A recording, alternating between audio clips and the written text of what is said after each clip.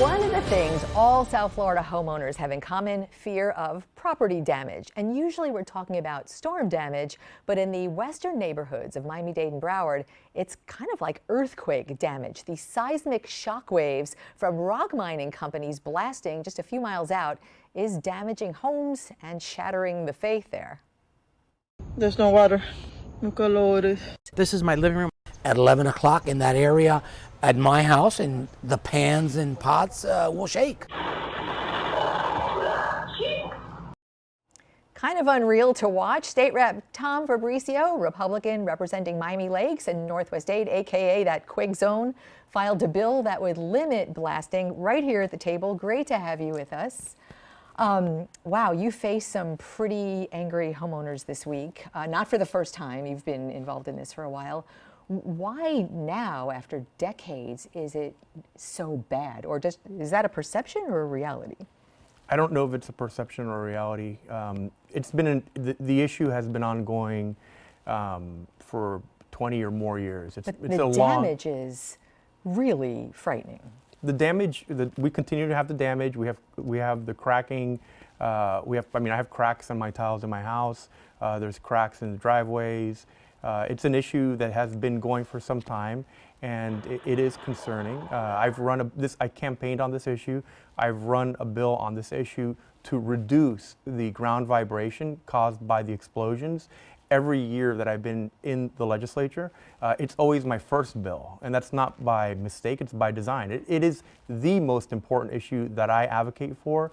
Every single person in the Capitol that works on legislative policy knows me and knows that issue, and that I'm an advocate for it. Let me just kind of catch everyone up to speed on what this bill, your bill, as filed, July 1st of 24, if it flies, mining within 1 mile of residential neighborhoods may not exceed 0.15 inches per second.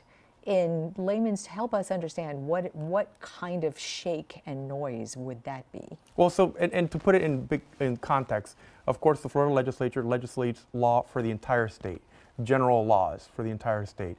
So the idea is we don't want to limit all quarries, because there's a lot of quarry activity in the state that's important for being able to extract that limestone to create concrete, which directly goes towards the cost of construction, which is extremely high. Important business. Very important for every single person in the state of Florida.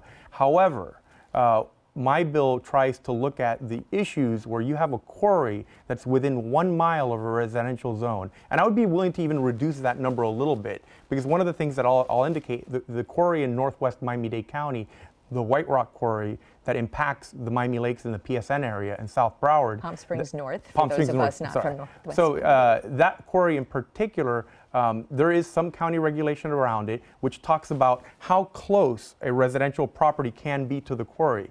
It's 1,000 feet, or it was 1,000 feet, and it was drawn down by the county to about 700 feet. So there are homes that are built right up to 700 feet from these quarries. Those homes are shaking like crazy almost every day of the week. And it's not that one quarry is doing all the shaking. There's a whole set of them. And so as a result of that, you effectively do get somewhere in the neighborhood of at least 1 or 2 blasts a day every day of the week. All right, wait, come back with me here, because the quarries are there.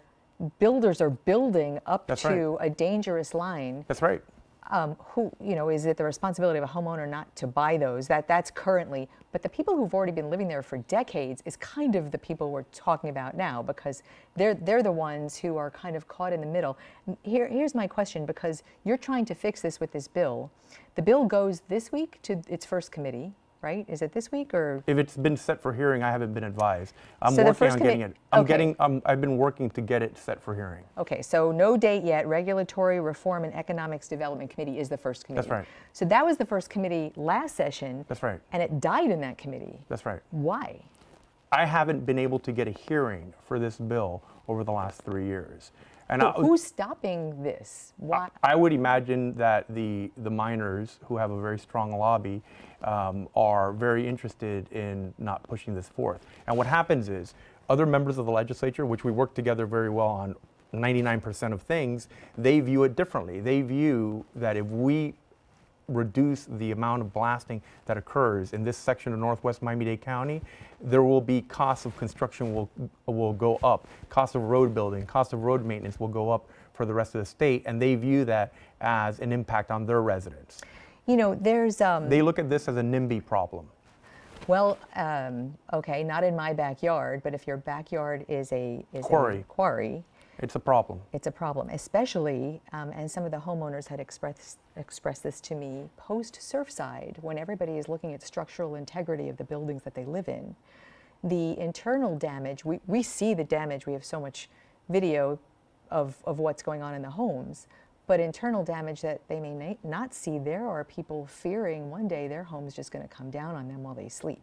That is a fear, and I am very concerned about that, and I've spoken to different officials about that issue, but the blasting continues.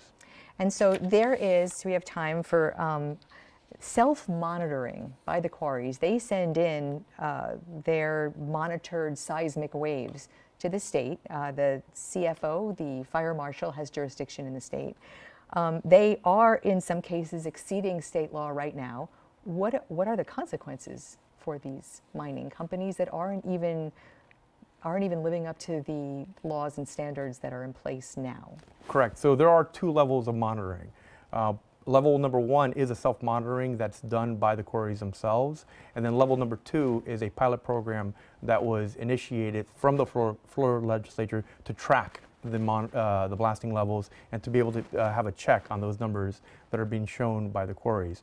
We have seen numbers recently where they are exceeding the actual state law I think the peak particle velocity right now, I think it's 0.5, and we've seen that it has exceeded at times. I don't believe that there are any regulatory issues that can arise, that we can bring, or any kind of penalties as a result of that. And to be honest, I'm not looking to penalize the quarries. I want them to bring down their blasting levels so that we can coexist with them, so that they can extract their minerals. They create jobs, they extract minerals that help the economy overall. But we need to be able to, in northwest Miami-Dade County, have quiet enjoyment in our homes. Of course, and that's what the homeowners say. The homeowners don't want to shut and the by the way, quarries. I am one of these homeowners. Yeah. I live in the community, and my house is affected by this. So I hope, to bring awareness to this kind of problem when you see that kind of damage in someone's home. To your point, the mining companies are pretty politically active. We see the contributions. That is not unusual. That's common political practice. But this bill to just die on the vine is really concerning for a lot of people in your neighborhoods. It's very concerning for me as well. Tom Fabricio, keep in touch with us on this. Can I say happy birthday to my brother Robert? He turns 50 years old today. Happy birthday. Happy birthday, Robert. Big brother. 50 is good. Thank you so much. I appreciate you coming in. Good seeing you. Thanks. You All too. the best. Okay.